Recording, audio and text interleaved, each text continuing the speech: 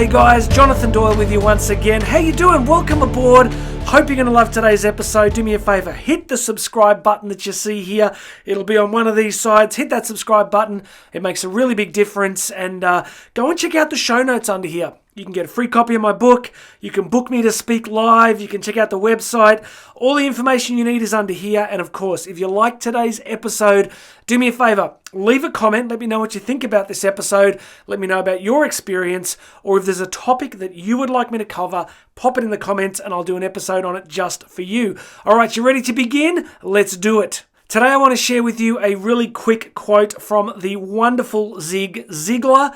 Zig Ziglar was one of the absolute giants of the late 20th century personal development space. He died about 10 years ago.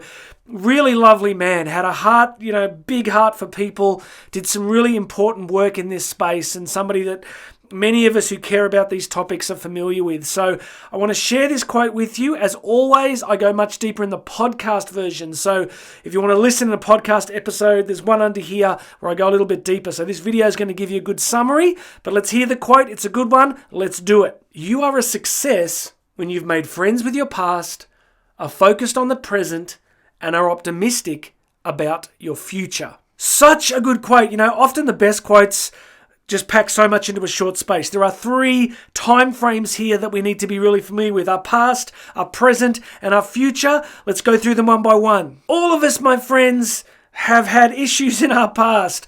Some of us have dealt with major trauma, abuse, all sorts of setbacks, difficulties, rejection, loss. It's a spectrum. Comparison is not really necessary here. All of us have lived long enough.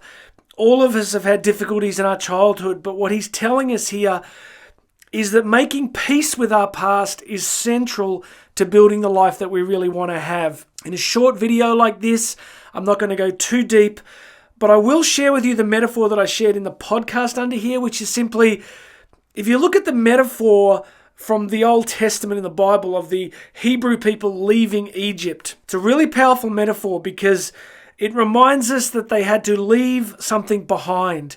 They had to let go of a particular identity to be able to move forward into everything that was there for them to experience and have in the future. It's a really good metaphor because whether it means therapy, counseling, reading books, journaling, all of us need to eventually accept and integrate our past.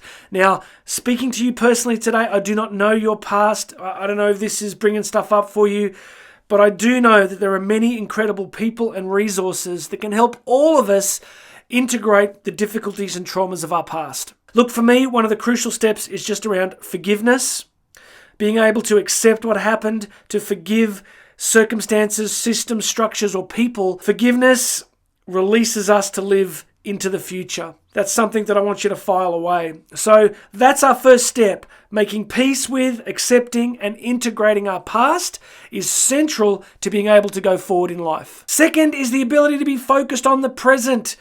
Mindfulness is the concept that has launched 1 million books. There are so many resources out there on this broad topic of mindfulness, which is simply paying attention to what is, slowing ourselves down and being present in the moment. For me, practically, even yesterday, I noticed this tension that we're all so busy that I'm in a conversation and part of me is thinking, I need to be here. I need to go and get this thing done. I need to be somewhere else. And so this ability to slow ourselves down, to be deliberately present to what's actually happening around us. It's a powerful and important skill. We practice it. So, integration of the past, stop catastrophizing the present, stop being so scattered, stop running at 1 million miles an hour.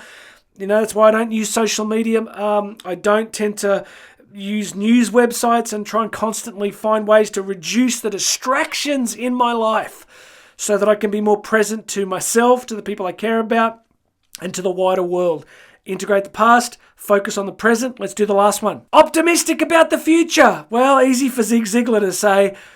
Friends, look at the world we're in right now. It's pretty crazy, right? Geopolitically, it's pretty crazy. Financially, we've just lived through all the craziness of lockdowns and COVID.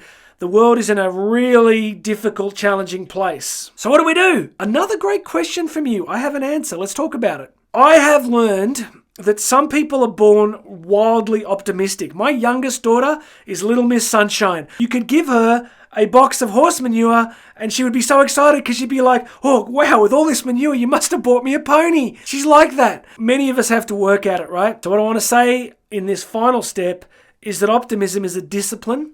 Optimism is a task. Optimism is a practice. Most of you know that I do a great deal of physical training, huge amount of running, cycling, weights, all that stuff, which I love. But it's taken me a lot of years to realize that the discipline of exercise is analogous to the discipline of like the mental discipline of optimism. I can easily default back if I don't choose deliberately, consistently to practice the discipline of optimism. So I really want you to understand that optimism, if you wait to feel optimistic about the world at the moment, my friend, you could be waiting a very long time. Optimism is something you have to practice. You have to just choose to believe it and go and do it. I wish I had another answer for you, but that is it. You have to choose to be optimistic. You have to talk optimistically. You have to stand, move, act optimistically. What's your other option, right? I mean, to do the opposite, to just walk around living in despair. None of us want to do that. You got to work at this one. This one does not come naturally to many of us. Okay, summary. Make peace with the past. Turn up in the present and choose to be optimistic about the future. Not easy. That's why success, building an awesome life of contribution for other people takes work. All right, that's it. Please make sure you're subscribed. Hit the subscribe button. Go and check out all the show notes. Book me to speak. All the other stuff's under there. Podcasts under there. Hope you like this. Share this with some people. My name's Jonathan Doyle, and I'm going to have another message for you tomorrow.